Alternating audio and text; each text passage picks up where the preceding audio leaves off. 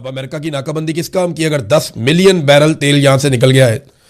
बहरहाल अब यह दावा कर रहा है, एसोसिएटेड प्रेस कर रहा है, इससे पहले अमेरिकन अखबारात ने मजीद दावा भी किया था कि 34 बड़े ऑयल टैंकर्स इस रीजन से बाहर निकल गए हैं और अमेरिका उनको नहीं रोक पाया। अमेरिका ने लबनान में अपने सफारती अमले को फौरी तौर पर निकल जाने के अहकाम जारी किए हैं। इसका मतलब क्या है? देखिए, लबनान पे इसराइल अटैक कर रहा था, वहां पे एक आरजी जंगबंदी की गई है और यह ईरान का एक बड़ा मुतालबा था। सीज फायर की खिलाफवर्जी बार बार हो रही है, दोनों तरफ से हो रही है और अब यह दावा किया जा रहा है कि बल्कि ये अहकाम सामने आ गए हैं कि अमेरिका ने लबनान में अपने सफारती अमले को निकल जाने के अहकाम जारी कर दिए हैं। तो इसका मतलब है कि जंगबंदी फिर से खतरे में है और दोबारा जंगबंदी खत्म हो सकती है, कम से कम लबनान और इसराइल के मामले में। दूसरी जानिब ट्रंप ने इसराइल को यह बताया और इसराइल के चैनल 12 उसने यह खबर जारी की है। उन्होंने यह दावा किया कि डोनाल्ड ट्रंप ने ईरान के लिए एतवार तक की एक नई डेडलाइन मुकर्रर कर दी है। वैसे भी बीबीसी पे बाकी जगहों पे यह चल रहा है कि डोनाल्ड ट्रंप ने 2-3 दिन की बात की है कि इतने दिनों में ईरानी क़यादत आपस में मुतहद्दा तजावीज़ बनाकर पेश कर दे और जो आपस के अंदर उनके मामला है वो हल कर दे। हालांकि ईरान में ऐसा दिखाई नहीं देता कि आपस में उनका कोई फड्डा है, लेकिन यह दावा डोनाल्ड ट्रंप की जानिब से हमने पहली मरतबा सुना और अब यह कहा जा रहा है कि डोनाल्ड ट्रंप ने उसके लिए भी एतवार तक की डेडलाइन रखी है। जबकि अमरीकी हथियार बहुत तेजी से खित्ते में पहुंच रहे हैं, यह भी आप याद रखिएगा। अमेरिका खलीज फारस में सामान की तरसील बहुत तेज कर रहा है पूरे खलीजी मुमालिक में। यानी ऐसा देखने में आ रहा है कि कुछ जो कैरियर्स हैं, जहाज जो फौज के लिए साजो सामान लेकर जाते हैं, बहुत बड़ी तादाद में इसराइल पहुंचे हैं, बहुत हैवी सामान लेकर, जंगी साजो सामान लेकर। इसके अलावा सऊदी अरब से जहाज उड़ते हैं, इसराइल जाते हैं, इसराइल से उड़ते हैं, यूएई आते हैं, यहां से उड़ते हैं, वापस यूएई जाते हैं। तो ये सऊदी अरब, यूएई और इसराइल के बीच में बहुत बड़ी आमदोरफ्त एक यहां पे इंटरनली भी चल रही है फौजी साजो सामान की। तो अमेरिका रीअलाइन कर रहा है या रीडिजाइन कर रहा है अपने जंगी नक्शे को। तो देखते हैं अब वो यहां पे किस किस्म की एक नई लड़ाई शुरू करते हैं। ईरान ने बहरहाल यहां पे एक बड़ी टेक्निकल धमकी लगाई है और ईरान ने अब तक जो धमकी लगाई है उसको उन्होंने वक्त आने पर करके भी दिखाया। ये है जनाब वो तस्वीर जहां पे आपको नजर आ रही होगी जेरे समंदर ये केबल, ये इंटरनेट केबल है। ये इंटरनेट जो है ना, अंडर वाटर केबल जाती है, पूरी दुनिया को आपस में जोड़ती है। मैंने आपको एक दफा पहले भी बताया था कि पूरी दुनिया का जो मवासलाती निज़ाम है वो समंदर के जरिए से नीचे जेरे समंदर जो है वो केबल्स गई हुई हैं जो मुख्तलिफ ममालिक को आपस में जोड़ती हैं और पूरी दुनिया मिलकर इसको तवानाई फराहम करती है और जहां जहां से इसको बिजली मिलती है, इसकी कनेक्टिविटी बढ़ती है, तो हम सब मिलकर इंटरनेट बनाते हैं, जैसा कि मैंने आपको बताया था। तो ये जो जेरे समंदर इंटरनेट केबल है, इसको काटने की वार्निंग दे दी है और ये खलीज फारस में वो कह रहे हैं जी हम काट देंगे। आबना हुरमत से वो कहते हैं 7 बड़ी केबल्स गुजरती हैं जो तमाम खलीजी ममालिक को इंटरनेट मुहैया करती हैं। ऐसा हुआ तो सबसे ज्यादा नुकसान अरब अमारात और बहरीन को होगा। अरब अमारात और बहरीन जो है वो इनका सबसे बड़ा नुकसान होगा, जहां अमेरिका के आर्टिफिशियल इंटेलिजेंस के डेटा सेंटर्स हैं। अच्छा, ये आर्टिफिशियल इंटेलिजेंस वाली बात से मुझे याद आ गया, अगर ये केबल वाकई ईरान काट देता है अमेरिका के लिए पंगा तो हो जाएगा, लेकिन आर्टिफिशियल इंटेलिजेंस वाले मामले में एक बहुत अजीब चीज जो है वो डोनाल्ड ट्रंप ने की है। ऐसी बचकाना हरकत की तो तवक्को ही नहीं थी अमेरिकी सदर से कि अमेरिकी सदर ऐसा भी कर सकता है। अचानक से आज से 1 दिन पहले, 2 दिन पहले डोनाल्ड ट्रंप ने कुछ खवातीन की तस्वीर जो है वो उनके ऊपर कमेंट कर दिया और ये दावा किया गया ये खवातीन ईरानी खवातीन है। मैंने वो तस्वीर देखी तो मुझे लगा कि शायद उनमें 1-2 की शक्लें तो लगती हैं जैसे ईरानी है, कुछ उनमें दीगर ममालिक की भी शक्लें लगती हैं। बहरहाल वो दावा यह किया गया कि ये ईरानी खवातीन है और इनको इकट्ठे ही फांसी देने वाला है ईरान। ये डोनाल्ड ट्रंप ने दावा किया।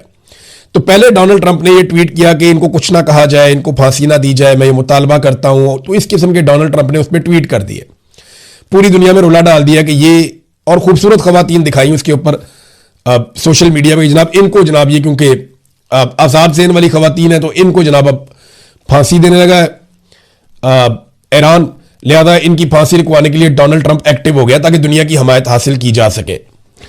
अब ट्रंप ने उसके ऊपर जो है वो स्टेटमेंट जारी कर दिए। फिर आज ये बड़ा अजीब काम किया डोनाल्ड ट्रंप ने। अचानक से डोनाल्ड ट्रंप ने इन खवातीन की तस्वीरें लगाकर दोबारा स्टेटमेंट जारी कर दिया कि आज फांसी होनी थी रात को इन्हें। ये जो गुज़िश्ता रात गुजरी है, डोनाल्ड ट्रंप ने ट्वीट किया कि आज रात को इन्हें फांसी दी जानी चाहिए थी, लेकिन इनमें से 4 को फौरी तौर पर रिहाई मिल रही है, जबकि बाकी 4 को 1 महीने के बाद छोड़ दिया जाएगा। मैं इस बात की बहुत कदर करता हूं। अमरीकी सदर की हैसियत से मेरे मुतालबे का बड़ा एहतराम किया गया है और आप सबकी तवज्जो का बहुत शुक्रिया। अब ये इस खबर को मैंने चेक किया कि भाई ये खवातीन हैं कहां पे, और वाकई में कोई ऐसी खवातीन हैं जिनको ईरान में फांसी दी जानी है। देखिए, कुछ अर्सा पहले ईरान ने कुछ गद्दार पकड़े थे, उनका मामला उन्होंने अदालत पे अपने सिस्टम में चलाया था, उनमें से कुछ को सजा भी मिली है। ईरान जो है वो मौत की सजा भी दे लेता है, लेकिन ये खवातीन को मैंने बड़ा ढूंढा, मुझे नहीं मिली। और जब मजीद इस पर रिसर्च की तो पता चला कि ये तो आर्टिफिशियल इंटेलिजेंस की तस्वीर थी।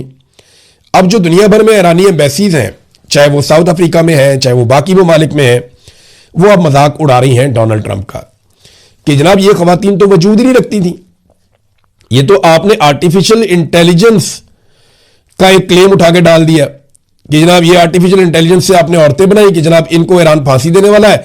फिर आपने कहा जनाब मैं मुतालबा करता हूं फांसी ना दो। फिर आपने कहा जी मैं शुक्रिया अदा करता हूं कि फांसी रुक गई, और मैं ये भी शुक्रिया अदा करता हूं मेरी बात का एहतराम किया और औरतों को छोड़ दिया गया और बाकियों को छोड़ दिया जाएगा। ये क्या है? ये बहुत हल्का काम किया डोनाल्ड ट्रंप ने, और पूरी दुनिया में इस वक्त डोनाल्ड ट्रंप का इस हरकत की वजह से मजाक बन रहा है। डोनाल्ड ट्रंप अपनी हरकतों की वजह से अपना मजाक बना रहे हैं। अब नाज़रीन जरा थोड़ा सा आप पाकिस्तान में वापस आ जाएं। पाकिस्तान में खैबर पख्तूनख्वा असेंबली का इजलास पेशावर में क्रिकेट स्टेडियम में बुलाया गया, और मे भी अब यहाँ पे तकारीर भी हुई, वहाँ करारदाद भी पेश की गई, पब्लिक को भी लाया जा सकता है। तो स्टेडियम के अंदर जो है वो खैबर पख्तूनख्वा की असेंबली का इजलास हो रहा है। बड़ा सवाल आज भी ये है कि क्या खैबर पख्तूनख्वा की हुकूमत या पाकिस्तान तहरीक इंसाफ के पास कोई ऐसा हल है जिसके जरिए से वो इमरान खान साहब को जेल से बाहर निकाल सकें या एस्टेब्लिशमेंट के चुंगल से आजाद करवा सकें। देखिए, ये इजलास है, आप बहुत अच्छी तकरीर कर सकते हैं, आप बहुत अच्छी बात कर सकते हैं, आप आवाज उठा सकते हैं, लेकिन आपकी आवाज सुनी जाए इसके लिए आप खास क्या कर सकते हैं? क्या ये घी सीधी उंगली से निकलेगा? इससे पहले सोहेल अफरीदी ने कहा था कि ये सीधी उंगली से घी नहीं निकलेगा, हमें इसके लिए बहुत बड़ी मूवमेंट बनानी पड़ेगी और नौजवानों की ताकत इस्तेमाल करनी पड़ेगी। तो वो ताकत कहां है? कहीं किसी को दिखाई दे रही है? सवाल यह है कि इमरान खान साहब तो इस सिस्टम से लड़ रहे हैं, वो तो एस्टेब्लिशमेंट के खिलाफ जंग कर रहे हैं, जबकि दूसरी जानिब से ऐसे कोई तेवर दिखाई नहीं दे रहे, खासतौर पर उनकी जमात की जानिब से। तो ये एक कदम आगे बढ़े हैं। खैबर पख्तूनख्वा ने अपना क्रिकेट स्टेडियम के अंदर उन्होंने अपना इजलास बुला लिया, लेकिन सवाल फिर वही है कि क्या इमरान खान साहब को रिहा करने का कोई मंसूबा उनके पास है? क्योंकि हुकूमत के पास तो मंसूबे हैं और वो कहीं जाने का नहीं सोच रहे। इस वक्त मिलिट्री रिजीम जो है उनका कोई इरादा नहीं है घर जाने का, उनका कोई इरादा नहीं है पाकिस्तान में रूल ऑफ लॉ वापस लाने का, उनका कोई इरादा नहीं है पाकिस्तान में इंसानी हकूक बहाल करने का, या उनका कोई इरादा नहीं है इमरान खान को छोड़ने का। यह बात मैं आपको इसलिए कह रहा हूं कि आप ये देखें ना, एक और आईनी तरमीम की तैयारी की जा रही है। कैसे? मुराद सईद साहब की जो सेनेट की सीट है उसे पहले खत्म कर दिया गया था कि जनाब वो आए नहीं, हलफ लेने के लिए सीट फारिग कर दी गई, अब एक नया सेनेटर आ जाएगा। तो जब सीट फारिग की गई तो पाकिस्तान तहरीक इंसाफ ने कहा ठीक है अपना कोई बंदा लेकर आते हैं। एस्टेब्लिशमेंट के 2-4 बंदे थे मैदान में, वो फारिग हो गए। पीटीआई के अंदर दबाव पड़ा कि खान का खास आदमी आएगा। अब जैसे ही वो फैसला हो रहा था, मुराद सईद की सीट वापस बहाल कर दी गई। रीजन मैं आपको बताता हूं, मैंने जब इसके अंदर डिग आउट किया तो मुझे पता चला कि 28वीं आईनी तरमीम की तैयारी हो रही है और दबाकर तैयारी हो रही है।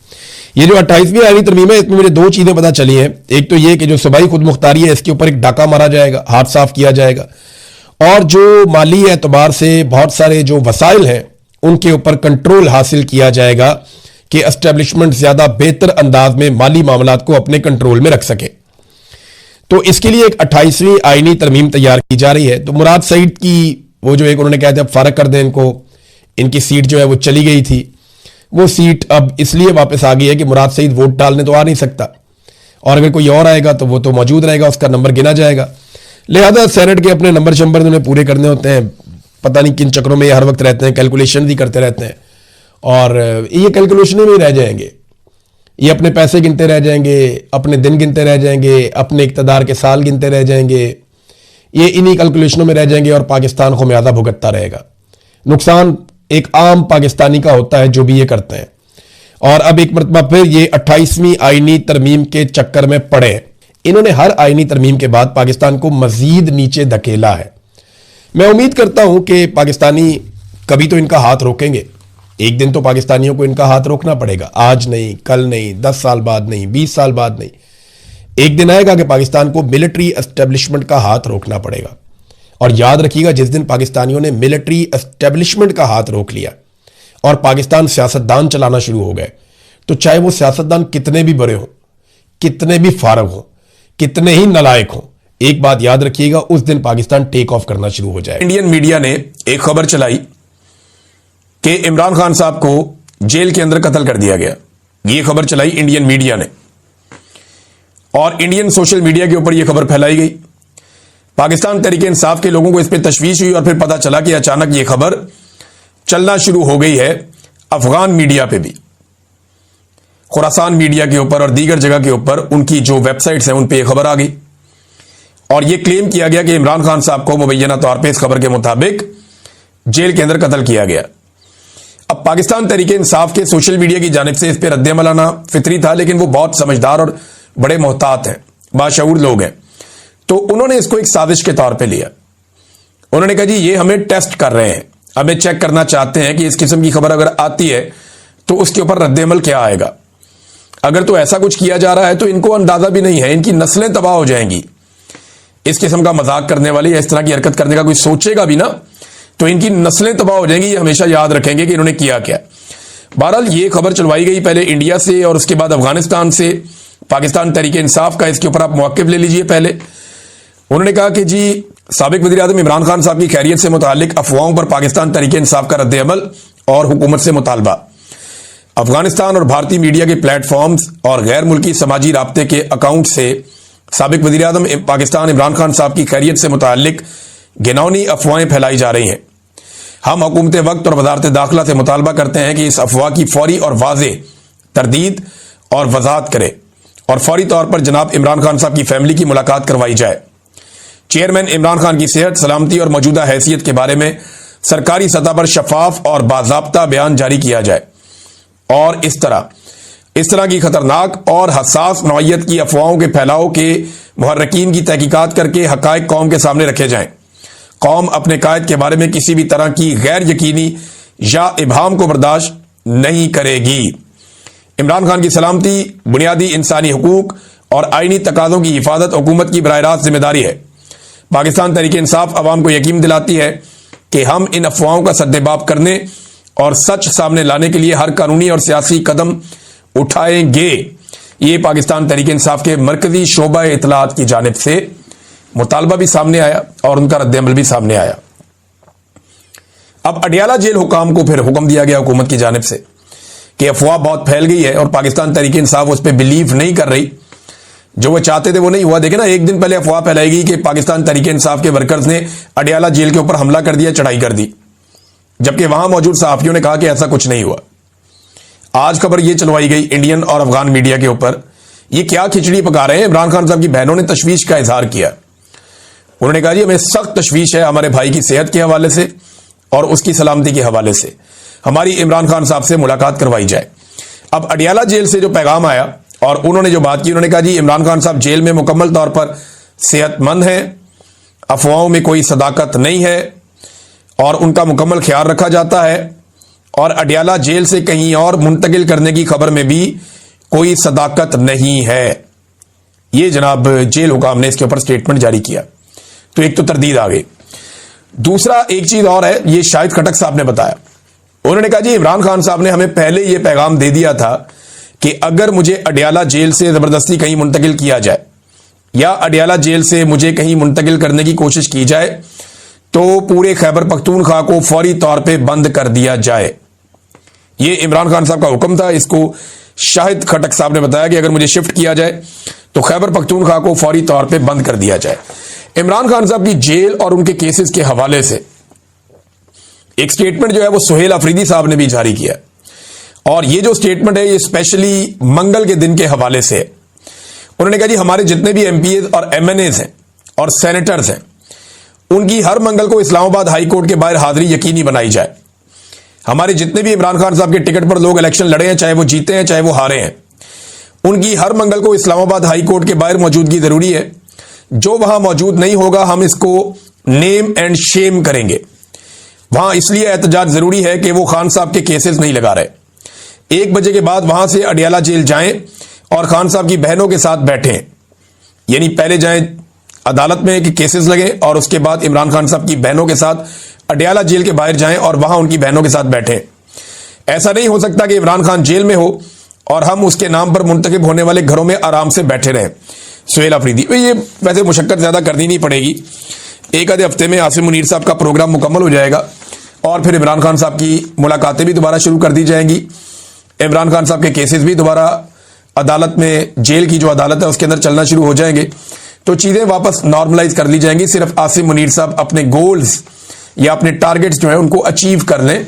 उनकी ताहयात इस्तिस्ना, ताहयात मुराद और ताहयात जो चीजें हैं वो उनके कंट्रोल में आ जाए तो उसके बाद फिर कोई मसला नहीं है।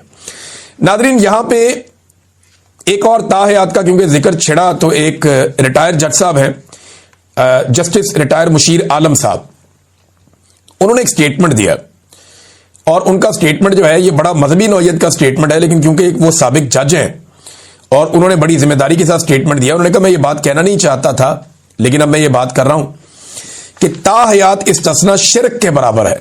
वैसे शिर्क वो जुर्म है जिसकी अल्लाह माफी नहीं देगा। ताहयात इस्तिस्ना शिर्क के बराबर है। ये ऐसा है कि आप खुदा की बराबरी कर रहे हैं, क्योंकि अल्लाह ताला की जात पर सवाल नहीं उठाया जा सकता। मुझे कहा गया ऐसी बात से इज्तनाब करना चाहिए, हो सकता है हमारी तवज्जो दिलाने से वो अपनी इस्लाह कर लें। ये बात जनाब जस्टिस रिटायर मुशीर आलम साहब ने की कि शायद उनके ये कहने से मामला ठीक हो जाए, लेकिन मुझे मामला कोई ठीक होते हुए दिखाई नहीं दे रहे। उसकी वजह यह है कि हुकूमत एक के बाद एक अजीबोगरीब कार्रवाइयां कर रही है। नाजरीन, एक और खबर जो है वो तोशाखाना 2 केस के हवाले से है। उसकी समाअत भी अडियाला जेल के अंदर थी। पिछले महीने की 29 तारीख को जो है वो आखिरी समाअत की गई थी, जिसे मनसूख कर दिया गया और अब एक मरतबा फिर उसी केस की समाअत अडियाला जेल के अंदर होनी थी, बुशरा बीबी की और इमरान खान साहब की, लेकिन उसे मनसूख कर दिया गया है और अगली तारीख अब बाद में बताई जाएगी। वकला को आगाह कर दिया जी जेल आने की कोई जरूरत नहीं है, कोई समाअत नहीं होगी। तो ये नाजरीन सूरत हाल है। अब आज क्योंकि जुमेरात का दिन है, आज के दिन में एक दफा फिर पाकिस्तान तहरीक इंसाफ के लोग जाएंगे अडियाला जेल में मुलाकात के लिए। सुहेल अफरीदी अगर गए तो ये 8वीं मरतबा अदालती ऑर्डर लेकर इमरान खान साहब से मुलाकात करने जाएंगे और अगर मुलाकात ना करवाई गई तो तवातर के साथ 8 मरतबा वजीर आला खैबर पख्तूनख्वा अपने लीडर से मुलाकात के बगैर वापस आएगा। एक तो हाईकोर्ट में इमरान खान साहब के केसेस नहीं लगते, दूसरा केसेस ना लगाने के पीछे आपको पता है पहले आमिर फारूक साहब थे, अब डोगर कोर्ट बन गई है, सरफराज डोगर साहब आ गए हैं, तो ऐसे इंसाफ थोड़ी मिलेगा इमरान खान साहब को। पूरा का पूरा अदलिया का निजाम ही एस्टेब्लिशमेंट ने अपने कंट्रोल में कर लिया है और अब अदलिया जो है वो एक मातहत इदारा बन के रह गया है। आजाद अदलिया पाकिस्तान में नहीं है और ये एक हकीकत है।